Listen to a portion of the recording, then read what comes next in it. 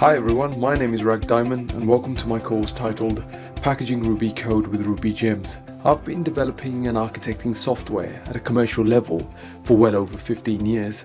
And along this time I've seen many ways of packaging code for reuse across applications to both avoid duplicating functionality and duplicating code unnecessarily.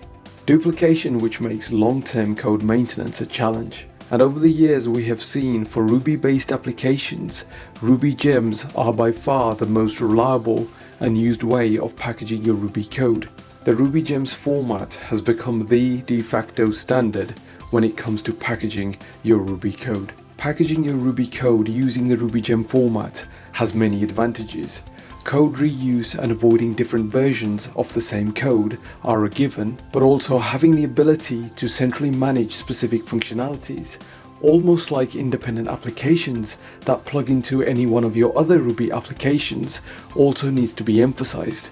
When we say RubyGems allow you to centrally manage functionalities, we mean dedicated source control repositories for your packaged code and the ability to release and maintain version controlled enhancements in one central place. These source control gems also allow packaged code to have their own continuous integration and continuous delivery pipelines, which ensures your packaged code is on par with all your other fully blown Ruby applications when it comes to quality and reliability. The good news is this Ruby code packaging format, along with the tools that support it, is already included as part of your Ruby development environment. And not only do the tools give you the ability to use third-party RubyGems, but the tools also allow you to create your own RubyGems by taking your code and packaging them into gems that can be shared either privately or publicly. This course teaches you how to package your Ruby code with RubyGems using a real-life example that provides a realistic scenario of functionality that needs to be repeated across different Ruby applications.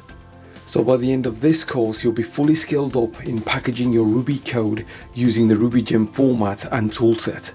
And before beginning this course, you should already be familiar with Ruby programming and Ruby application development. So I hope you'll join me on this journey to learn how to package your Ruby code with RubyGems with this course at Pluralsight.